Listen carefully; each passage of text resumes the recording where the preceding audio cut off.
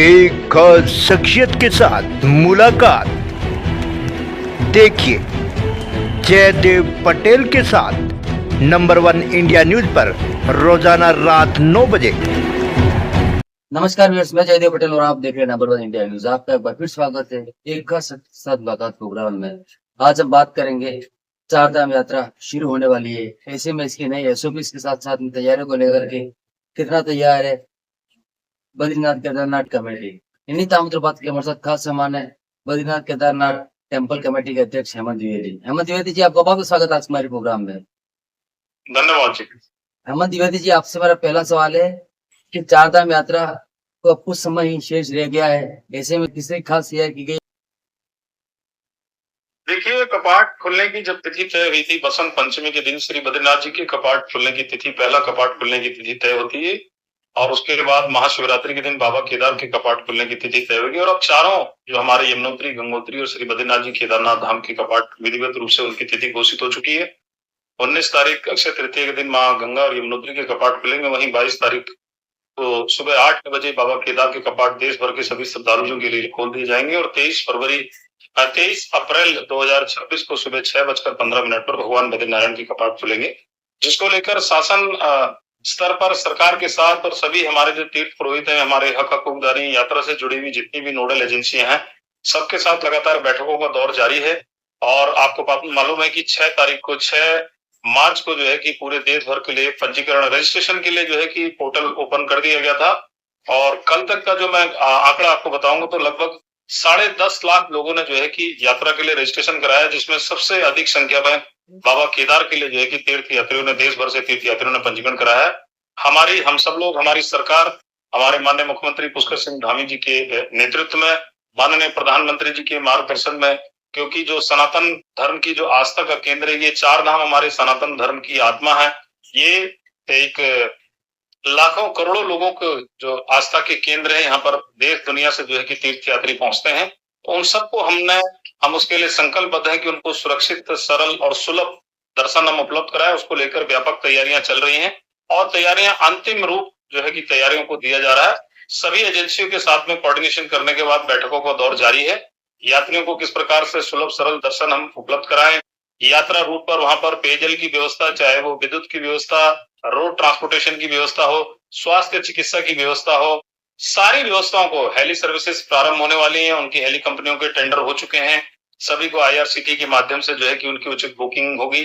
तो रोड मार्ग हो, रेल चाहे वो हवाई मार्ग हो, सभी चीजें जो है कि दुरुस्त कर दी गई है। सरकार उसको लेकर हाई अलर्ट पर सरकार काम कर रही है। हेमंत द्विवेदी जी, अगर हम बात करते हैं तो इस बार कहीं चार धाम यात्रा को लेकर के जो एफिडेविट लाने की जो बात की जा रही थी, इसके पीछे आके सरकार की क्या मंशा है और ये एफिडेविट किस तरीके का होगा? अरे देखिए, हमारे जो तीर्थ स्थल है, ये तीर्थ स्थल सनातन धर्म की प्राणवायु है और हर धार्मिक स्थल की अपनी मर्यादा और आचार संहिता होती है। हमारा उपदेश भी किसी का अपमान करना नहीं है, बल्कि उन पवित्र धामों की आध्यात्मिक शुद्धता और जो सुरक्षा सुनिश्चित करना है। और जब हम मक्का या वेटिकन की परंपराओं का सम्मान करते हैं, तो हिमालय धामों की प्राचीन मर्यादाओं के संरक्षण बात करना कोई गलत नहीं है। हमने कहा कि जो सनातन धर्म के प्रति जिनकी आस्था, ये कोई नई व्यवस्था नहीं है। अनादि काल से आदि शंकराचार्य जी ने ये व्यवस्था बनाई थी कि यहाँ की जो परंपराएं हैं, यहाँ की जो पौराणिकता है, इसकी पवित्रता को बनाए रखने के लिए उसके गर्भगृह और वहां पर मंदिर परिसर पे हमने जो है कि कहा कि कोई गैर सनातनी का प्रवेश पूर्णतः प्रतिबंधित रहेगा। और इसमें सभी धामों पर, सभी जगह से ये बात, यहाँ के हमारे तीर्थ पुरोहित, हमारे हक हकूकदारी, सभी की ये मान्यता थी। तो इसमें हिमालय धामों की प्राचीन मर्यादाओं के संरक्षण की बात करना कोई गलत तो नहीं। हम अतिथि देवो भाव में विश्वास रखते हैं, लेकिन मर्यादा सर्वोपरि है। हेमंत द्विवेदी जी, जिस प्रकार से एफिडेविट में आपने कहा कि सनातन धर्म को मानने वाला है, सनातन धर्म से जुड़ा हुआ लोग है, उसके आने से आपको कोई आपत्ति नहीं है। ऐसे में जो सनातन धर्म है उसका डिफाइन कैसे किया जाएगा? क्या जो हिंदू है सनातन को मानने वाला है वो ही सनातनी है, या फिर दूसरे धर्म का जो व्यक्ति है वो भी सनातन को मानता है या सनातन को फॉलो करता है तो उसको भी मान्यता मिलेगी?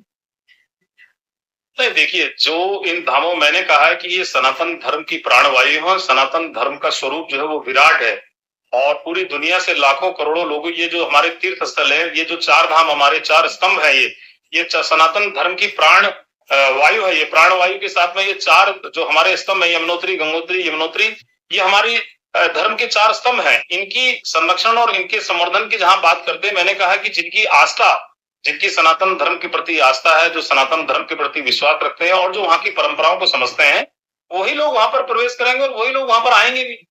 जी। हेमंत द्विवेदी जी, आपसे हमारा एक आखिरी सवाल है कि इस बार चारधाम यात्रा को लेकर क्या कुछ नई एसओपीज भी बनाई गई है, और बनाई गई है तो किस तरीके की होगी? हर साल जब यात्रा प्रारंभ होती है तो सुविधाओं को देखते हुए पिछले वर्ष में क्या अनुभव रहे हैं, कहां पर कमी रही है, उसको ठीक करने के लिए एसओपी बनती है। एसओपी बनाई गई है। हमने कहा कि हमारी सरकार और हम लोग संकल्पबद्ध हैं कि जो देश दुनिया से आने वाले तीर्थयात्री हैं उनको हम सरल, सुलभ और सुरक्षित दर्शन कैसे कराएं।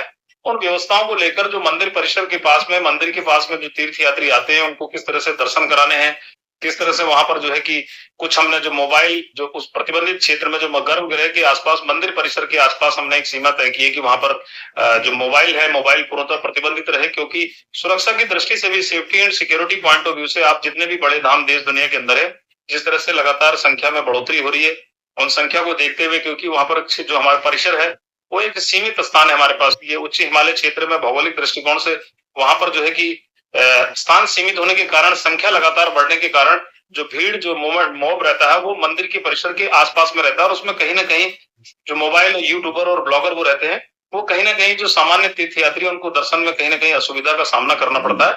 इस बार हम लोगों ने सबने निर्णय भी लिया है, ये आपस में सबसे बात करने के बाद में सभी लोगों का ये मत है एक ही बात पर, कि वहां पर इस तरह की व्यवस्था रहे कि ये जो मंदिर परिसर के आसपास में एक सीमा के बाद में मोबाइल भी पूरी तरह से प्रतिबंधित रहे, ताकि सभी यात्रियों को ठीक प्रकार से हम दर्शन करा सकें, और जो यहाँ से वो एक संदेश लेके भी जाए उत्तराखंड से, जिस तरह से उत्तराखंड की एक पहचान एक देवभूमि को लेकर है, अतिथि देवो भव का हमारा वो भाव है, और हम चाहते हैं कि सबको हम ठीक प्रकार से सुरक्षित दर्शन उपलब्ध कराएं।